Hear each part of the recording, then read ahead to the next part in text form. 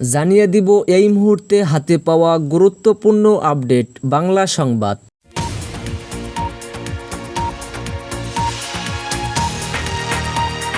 পদত্যাগ করে দেশ ছেড়ে পালানোর আগে কি সর্বনাশ করে গেলেন শেখ হাসিনা। এরপর জানিয়ে দেব মহাদুর্নীতিবাজ শেখ হাসিনা ও তার পুত্র ডিজিটাল ডাকাত জয়ের রিজার্ভ পাচারের গোপন তথ্য ফাঁস করল সাংবাদিক ইলিয়াস। এবার সর্বশেষ জানাবো হার্ডলাইনে জাতিসংঘ আন্তর্জাতিক আদালতে হবে হাসিনার গণহত্যার বিচার, থাকছে বিস্তারিত প্রতিবেদন। এতক্ষণ শুনছিলেন সংবাদ শিরোনাম, এখন জানিয়ে দেব বিস্তারিত।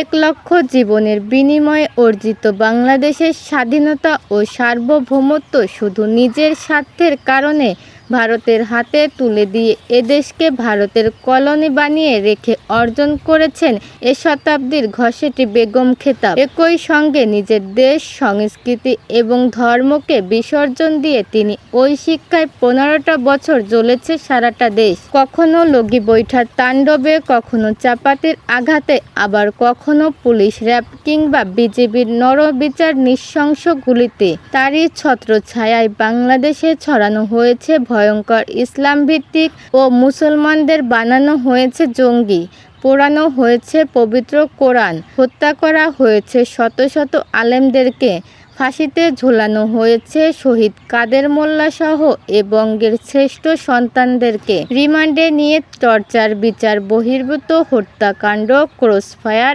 এবং গুমসহ মানবাধিকার লঙ্ঘনের খতিয়ানগুলো হাজার বছরের ইতিহাস হয়ে থাকবে। বিশ্বের প্রথম লেডি হিটলার হিসেবে তিনি অমর হয়ে থাকবেন দুনিয়ার ইতিহাসে। তার হিংসা ও ঘৃণাতন্ত্রের ছোবলে পুরো দেশ একসময় ছিল আস্তিক নাস্তিক বলে বিভক্ত এবং চরম ফিতনাতে নিমজ্জিত। তার শাসনামলে মুক্তিযোদ্ধা আর রাজাকারের বাচ্চার চেতনার নামে স্বাধীনতার পক্ষ বিপক্ষ দ্বন্দ্ব তৈরি করে পুরো দেশকে নিশ্চিত সংঘাত এবং গৃহযুদ্ধের দিকে ঠেলে দিয়েছিল।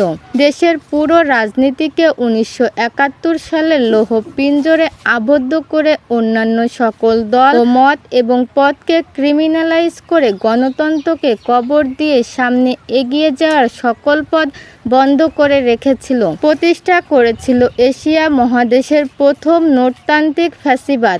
দেশের মানুষের শেষ আশ্রয় বিচার বিভাগকে সম্পূর্ণরূপে ধ্বংস করে তিনি আওয়ামী লীগের দলীয় কার্যালয়ে পরিণত করেছিলেন। হাইকোর্টের রায় হাইকোর্ট দেয় না, আসে বঙ্গভবন থেকে, এমনই স্বীকারোক্তি দিয়েছেন তারই পোষা এক প্রধান বিচারপতির থেকে। তার দলীয় কর্মী, বিশেষ করে ছাত্রলীগ এবং যুবলীগকে বানিয়েছিলেন এ যুগের ভয়ঙ্কর সন্ত্রাসী কিলার মেশিন। ক্যাম্পাসে টর্চার গঠন করে ভিন্ন মতের ছাত্র নির্যাতন, লগি বৈঠা দিয়ে হত্যা করে লাশের উপর নৃত্য করা এবং হত্যা করে লাশ কেটে কেটে টুকরো করা, এ ধরনের হাজারো লৌহস্য কাহিনী আছে এই সন্ত্রাসী বাহিনী। শেখ হাসিনা এদের সবাইকে দিয়েছিলেন লিগ্যালিটি কমিউনিটি, এমনকি ফাঁসির আসামি হয়েও এরা পেয়েছেন প্রেসিডেন্টের বিশেষ ক্ষমা, লোভনীয় চাকরি এবং প্রমোশন। তিনি বাংলাদেশের প্রথম গণহত্যার জননী।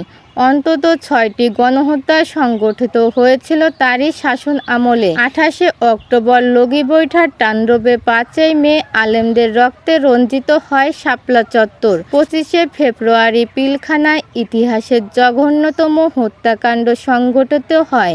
আল্লামা সাঈদীর রায় পরবর্তী মেসাকার, সাতক্ষীরা মেসাকার এবং বর্তমানের কোটা বিরোধী নিরীহ ছাত্রছাত্রীদের উপর সীমাহীন নির্যাতন ও নিষ্ঠুর হত্যাযজ্ঞ হাজার বছর ধরে গণহত্যার সাক্ষী হয়ে থাকবে। এই কিলিং মিশনে দেশীয় কিলারদের পাশাপাশি তিনি ভাড়া করে এনেছিলেন রয়্যাল প্রফেশনাল কিলারদের। একচ্ছত্র ক্ষমতা এবং একদলীয় শাসন কায়েম করতে গিয়ে তিনি প্রায় দেশের প্রতিটা প্রতিষ্ঠান ধ্বংসের দ্বার প্রান্তে এনেছিলেন। দেশের প্রতিরক্ষা বাহিনীকে ধ্বংস, দুর্বল, বিতর্কিত এবং দলীয়করণে তিনি ইতিহাসে কুখ্যাত হয়ে থাকবেন। সংস্কারের নামে শিক্ষা ব্যবস্থার 12টা বাজিয়েছিলেন, নির্বাচন কমিশনকে পকেটে ভরেছিলেন, আর জাতীয় সংসদকে বানিয়েছিলেন গানের আসর এবং শেখ পরিবারের তৈলমতের কারখানা। রিজার্ভ চুরি, ব্যাংক লুট, শেয়ার বাজার কেলেঙ্কারি, বিদেশে অর্থ পাচার সহ সীমাহীন দুর্নীতি এবং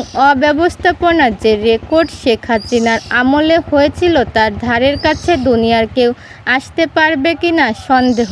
দুর্নীতি আর লুটতন্ত্র এতটাই গভীর যে শেখ হাসিনার চতুর্থ শ্রেণীর পিয়ন পর্যন্ত কামিয়ে ফেলেছিলেন 700 কোটি টাকার সম্পদ। বেনজির, আজিজ, মতিয়ার এবং এস আলেম সহ শত শত মহা লুটেরা তৈরি করেছিল, একদিকে কায়েম করেছিল মাস্তানতন্ত্র ও মগের মুল্লুক। 2009 সালে ক্ষমতা দখল করে শেখ হাসিনা বাংলাদেশে পারিবারিক শাসন প্রতিষ্ঠা করেছিলেন। তার পুত্র কথিত কম্পিউটার বিজ্ঞানী সজীব ওয়াজেদ জয় মার্কিন প্রবাসী এবং সম্ভবত ওই দেশটির নাগরিক হওয়া সত্ত্বেও হাসিনা তাকে মন্ত্রীর মর্যাদায় উপদেষ্টা হিসেবে নিয়োগ দিয়েছিল, যার মাঝে মধ্যে বাংলাদেশ সফরে আসতেন এবং মাঝে মাঝে আটলান্টিকের ওপার থেকে ফেসবুক, টুইটার, ইনস্টাগ্রামে এ জাতির উদ্দেশ্যে বাণী পাঠিয়ে থাকতেন।